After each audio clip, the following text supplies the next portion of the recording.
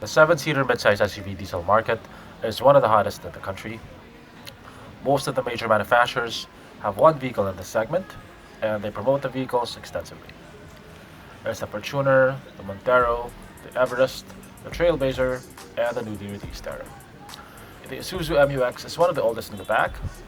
It was first released in 2014, but it has gone through a few updates since then. This is one of the latest and most significant updates. There is a new engine available for the MUX. It is the 1.9-liter RZ4E engine. It's a Euro 4 compliant diesel engine that produces 150 horsepower and 350 Newton meters of torque. It is the smallest displacement for any of the current midsize diesel SUVs. The obvious downside to a smaller engine is less power, but the upside is better fuel economy. The RZ4E is designed with fuel efficiency in mind. This model right here is the lowest priced automatic variant. According to the Isuzu representative, it sells for 1.3 million pesos, which makes it the cheapest automatic diesel 7-seater midsize SUV in the market, even cheaper than the manual-based Terra. On the outside, this base model doesn't look like one.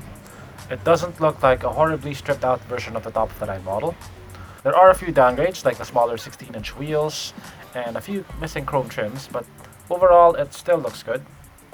For comparison, here's the exterior of the 3-liter top-of-the-line MUX Lux.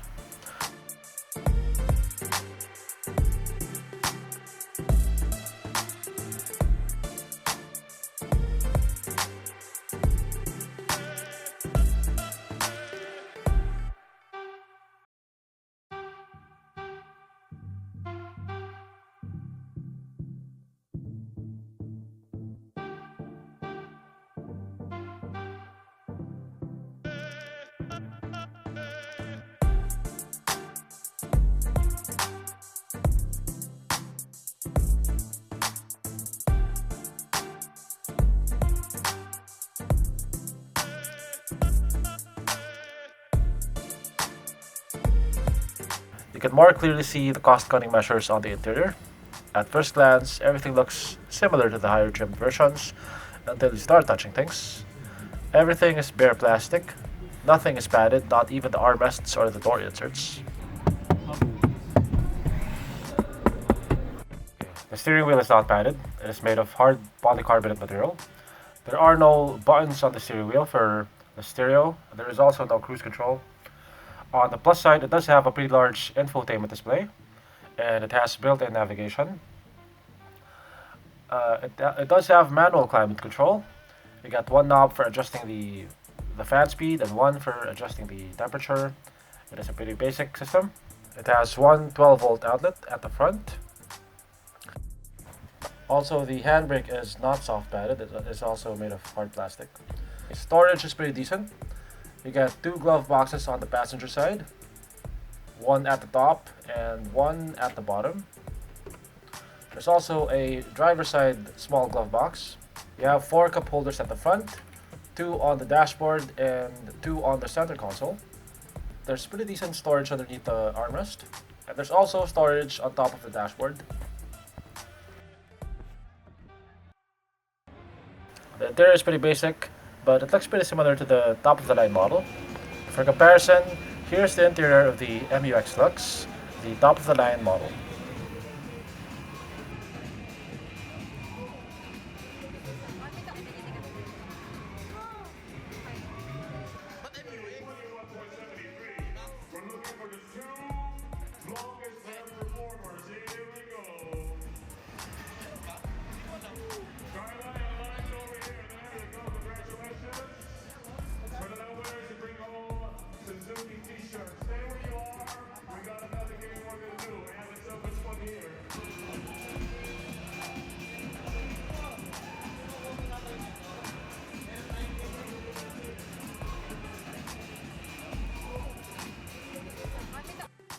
Did I say that the base model's interior looks similar to the top of the line?